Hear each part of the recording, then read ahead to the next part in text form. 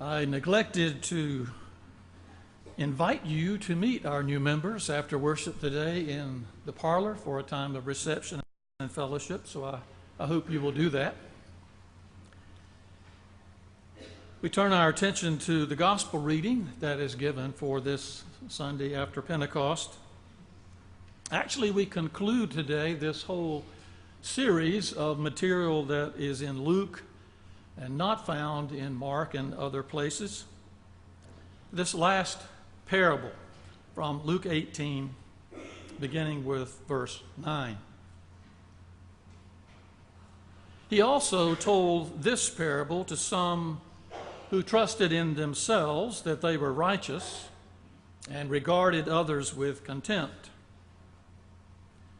Two men went up to the temple to pray, one a Pharisee and the other a tax collector.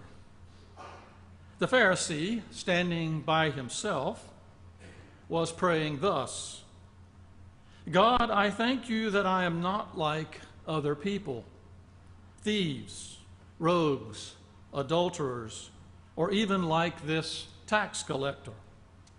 I fast twice a week. I give a tenth of all my income. But the tax collector, standing far off, would not even look up to heaven. But he was beating his breast and saying, God, be merciful to me, a sinner. I tell you, this man went down to his home justified rather than the other. For all who exalt themselves will be humbled, but all who humble themselves will be exalted.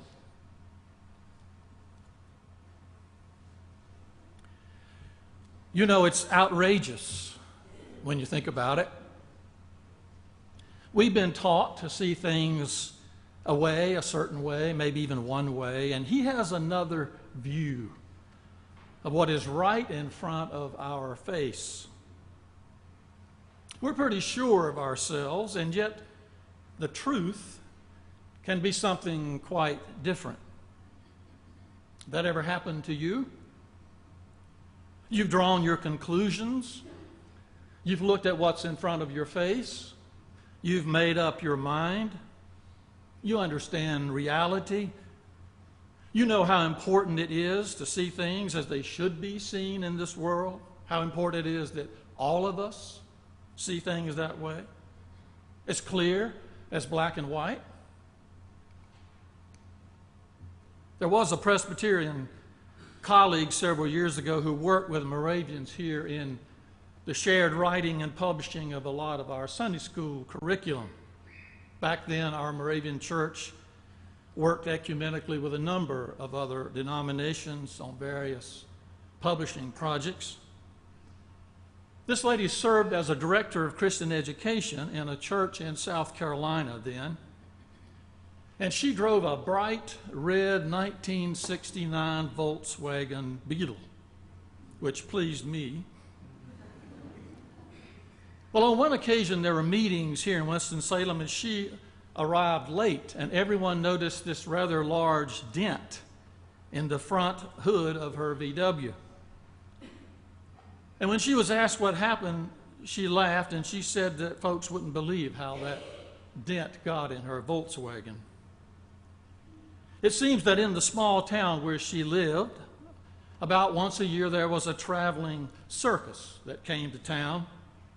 And, you know, they set up for a few days next to the parking lot at the shopping center. And people brought their children. She had taken children from the church. There were always rides and a few games and some animals. And this particular year, the circus had a small elephant, which was quite exciting. She said that when she had driven her Volkswagen to the circus that day, there wasn't much parking space available, so she just pulled into the grass next to a tent, and she got out and she went on to enjoy the show. And when she returned to her car later, she noticed that she had parked too close to the place where that small elephant was tethered by a rope, and that elephant was trained to sit on a red ball.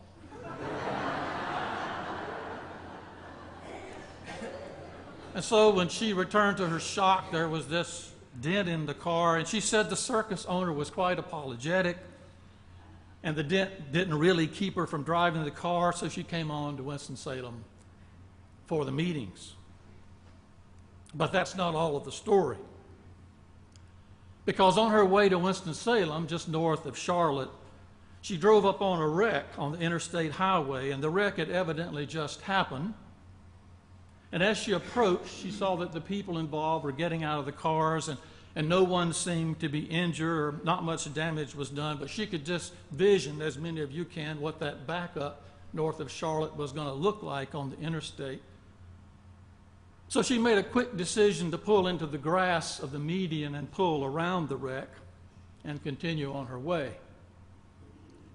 There were two highway patrolmen coming from the other direction who saw her leave. One of them pulled through the median, turned on his blue light, and pulled her over. She stopped and she rolled down her window, and the officer asked to see her driver's license, which she gave him.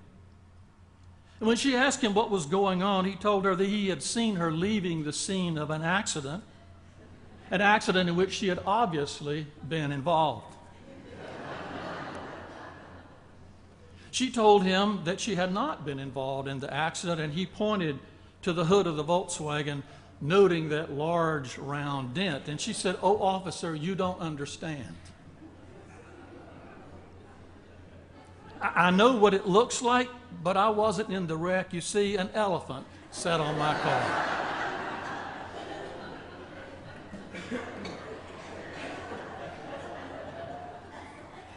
Right. That's outrageous. Who's going to believe that? Jesus says here in Luke that two men went up to the temple to pray. One a Pharisee and one a tax collector. Both men desire a relationship with God, and both seek that relationship through prayer. And lest we get too sure of ourselves and see this parable in black and white as a story of a good guy and a bad guy, we'd better take another look. The Pharisee is doing what every Pharisee was taught and trained to do. He was thanking God for his religious status, for the gift of being one who has dedicated his life to observing the law of Moses. He even recites how he has exceeded the law's expectations. I fast twice a week, and I tithe a tenth of all my income. God, I know this pleases you, and I'm glad I'm not like other people who I think displease you, like thieves and rogues and adulterers, and like him, that tax collector back there. For all practical purposes, this prayer of the Pharisee comes from Psalm 17, a psalm of David, a psalm well known. It says, "If you try my heart and if you visit me by night, if you test me, you will find no wickedness in me. My mouth does not transgress. As for what others do, by the word of your lips I have avoided the ways of the violent. My steps have held fast to your paths. My feet have not slipped. I am not like him," the other guy, and I'm thankful. And what is Jesus' criticism of the Pharisee? One, that his prayer comes from a place of self-righteousness and self-exaltation. And two, that his prayer comes from a place of judgment and contempt of others. What is the truth, says Jesus? God justifies sinners. Well, that's outrageous too. I mean, what if we put on the sign that's out there every Sunday, in front of the west vestibule, welcome visitors, especially thieves, rogues, adulterers, and tax collectors. Come as you are. And Jesus would say, great. And add to your sign, come as you are, you're one of us. We mean it. There are no other guys in this congregation. And what about the other guy in this parable? What about the tax collector? Well, he's contemptible. You know that. In Jesus' day, tax collectors had a job that the rabbis claimed would lead to forfeiting one's status in the covenant. You couldn't be a tax collector and be one of us. You're a tax collector. You walk into the temple at your own risk. If you pray to God, you pray to God at your own risk. If you're going to pray, make it short. If you're going to pray, stand in the back where the other guys do. If you're a tax collector, you certainly don't stand where the real righteous people are. We know who you are. God knows who you are, and we're not like you. But the tax collector standing far off would not even look up to heaven, says Luke, but was beating his breast, saying, God, be merciful to me, a sinner. Is this tax collector in the parable a hero? No, he's not. In his commentary on Luke, Fred Craddock writes, any person working for Rome, collecting taxes from his own people, is a reprehensible character, religiously unclean, and politically a traitor. His prayer here is according to Psalm 51. Have mercy on me, O Lord, my God, for I know my transgressions, and my sin is ever before me. Against you have I sinned and done what is evil in your sight. While his prayer is from Scripture, his life is offensive. And to miss this fact is to rob the parable of its outrageous truth. God justifies the ungodly.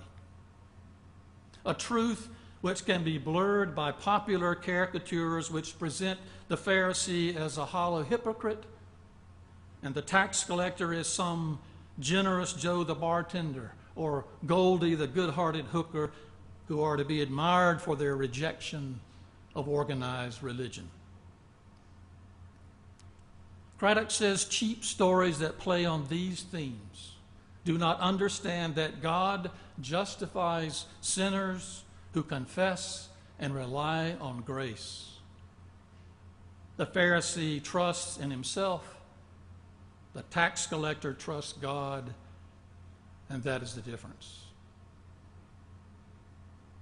So the good news from Jesus here is that it is possible for a person like a tax collector to find acceptance, even favor with God through honest acknowledgement of his sinfulness, equally honest and humble prayers for mercy, and trust that God both listens and responds.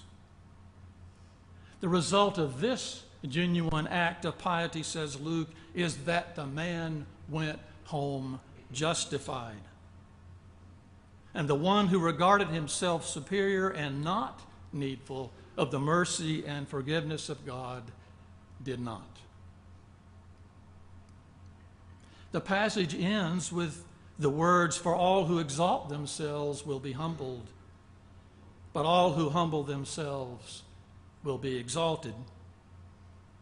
I think they reinforce the reason that Jesus told the parable, that some trust in their own righteousness and regard others with contempt. But the words also speak to a humility that is not just self-put down or false piety for its own sake. These words speak of a humility that is significant to us as disciples of Jesus, a humility that is life-giving, a humility that invites us to be vulnerable to God's love. T.S. Eliot once remarked that humankind cannot bear much reality. And frankly, we probably couldn't stand in humble truthfulness before God if we didn't already know of God's love for us. If we didn't already know that in God's knowing us, God accepts us and God frees us to accept ourselves. And you know, as outrageous as it is, we stand loved by a God who constantly calls us back from our sinfulness, who constantly invites us into a faithful, constant relationship with Him, and who sends us home justified. As the prophet Hosea wrote, "How can I give you up? My heart recoils within me, my compassion grows warm and tender. For I am God and not human. I have called you by name, and you are mine." When I was about 8 years old, I got to go fishing with my father and grandfather down at High Rock Lake. My grandfather brought a small cabin there just to go fishing. Well, I use the word loosely, shack there, where we could stay to go fishing. That might be a better description. But it was fun to go with him and Dad. You always got to stay up late, and you always got to get up early. You got to eat pork and beans and sardines and crackers and Vienna sausages and drink Pepsis. The 5 major food groups when you're fishing. Well, I was a kid. I didn't have much fishing equipment of my own then. And one day my dad and I were in my aunt's hardware store over in the Conoke area, and I saw a little lead fishing weight laying on the floor, and I needed one of those. It was just laying there, you know, and so I picked it up and looked at it, and I put it in my pocket. Kind of finders keepers. I didn't say anything about it, and when I got home, I put it in a cigar box where I kept important things in my closet. For a couple of days after that, I would get the cigar box out to look at that weight. And I knew I wanted it, but I knew it wasn't mine, even if I did find it on the floor.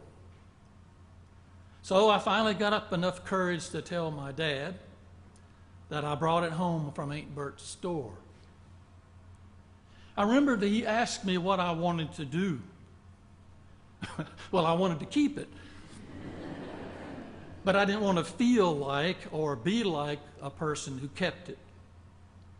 So I told Dad I wanted to take it back. So the next day we got in the car, we drove to my Aunt Bert's store. And I remember that when we got out of the car, Dad took me by the hand. And he held my hand the entire time that I went into the store to tell my aunt that I was sorry that I had taken the weight, and I gave it back to her. And he held my hand all the way back to the car as we started to drive home. And when we got home, he told me how glad he was that I was his son. And he never mentioned it again. My friends, I don't know what you have in your cigar box, but I know this, that whatever it is, it's never greater than the love of the one who won't give you up. And it's never beyond the mercy of the one who holds you in his hand. Amen.